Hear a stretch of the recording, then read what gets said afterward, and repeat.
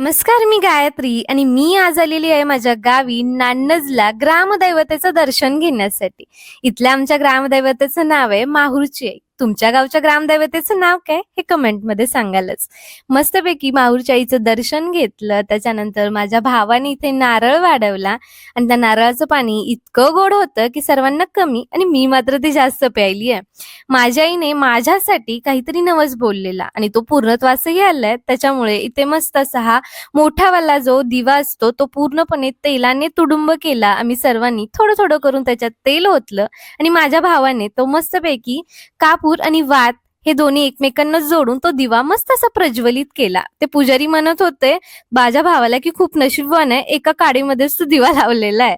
तर इथे मस्त असा हा दिवा प्रज्वलित होतोय.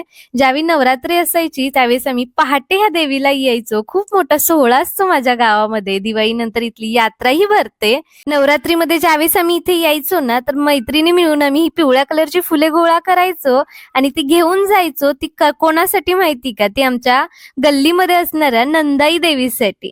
तर इथे मी नंदाई देवीला आलीये. ती फुलं इथे वाहिलेली आहेत आणि आज माझा वाढदिवस होता, शुक्रवार होता, त्यामुळे खरं तर मस्त दर्शन झालंय.